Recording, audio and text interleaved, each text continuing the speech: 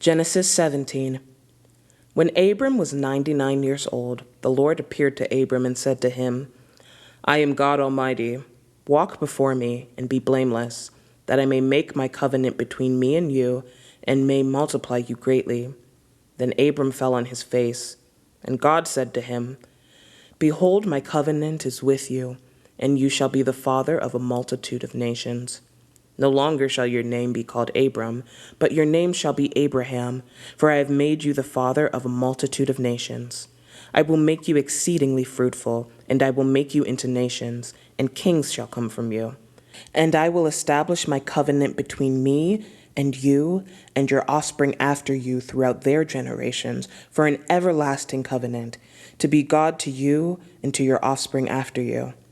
And I will give to you and to your offspring after you the land of your sojournings, all the land of Canaan, for an everlasting possession, and I will be their God.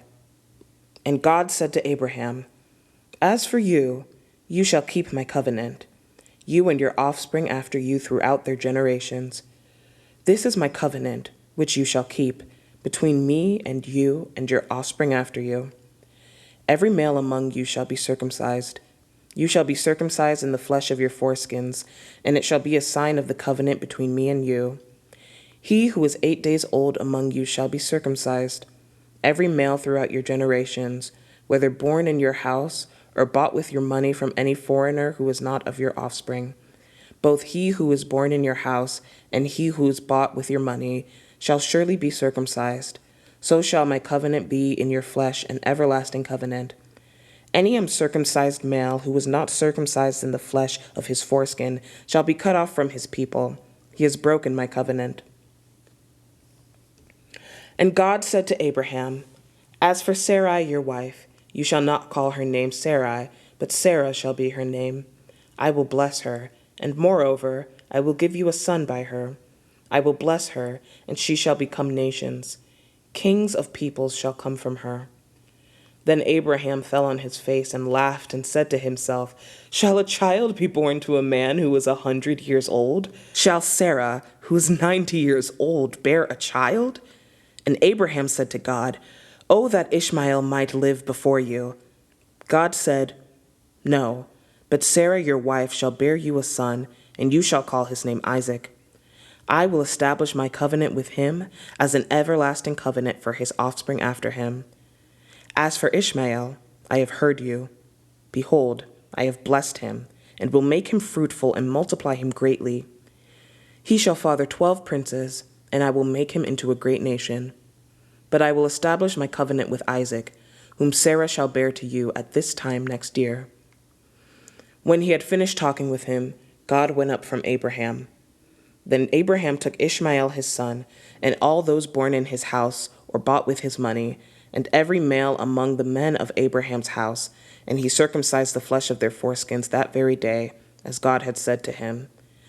Abraham was 99 years old when he circumcised in the flesh of his foreskin, and Ishmael his son was 13 years old when he was circumcised in the flesh of his foreskin. That very day Abraham and his son Ishmael were circumcised.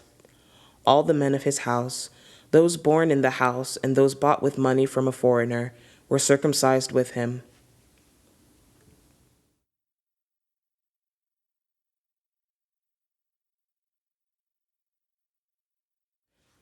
Psalm 10. Why, O Lord, do you stand far away? Why do you hide yourself in times of trouble? In arrogance, the wicked hotly pursue the poor.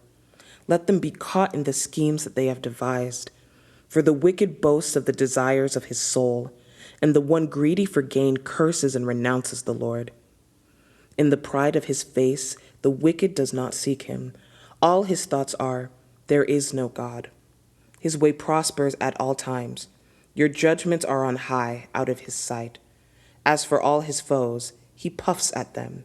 He says in his heart, I shall not be moved. Throughout all generations, I shall not meet adversity. His mouth is filled with cursing and deceit and oppression. Under his tongue are mischief and iniquity. He sits in ambush in the villages. In hiding places he murders the innocent. His eyes stealthily watch for the helpless. He lurks in ambush like a lion in his thicket. He lurks that he may seize the poor. He seizes the poor when he draws him into his net. The helpless are crushed, sink down, and fall by his might. He says in his heart, God has forgotten. He has hidden his face. He will never see it. Arise, O Lord. O God, lift up your hand. Forget not the afflicted. Why does the wicked renounce God and say in his heart, you will not call to account? But you do see, for you note mischief and vexation, that you may take it into your hands. To you the helpless commits himself. You have been the helper of the fatherless. Break the arm of the wicked and evildoer. Call his wickedness to account till you find none. The Lord is king forever and ever. The nations perish from his land. O Lord, you hear the desire of the afflicted. You will strengthen their heart. You will incline your ear to do justice to the fatherless and the oppressed, so that man who is of the earth may strike terror no more.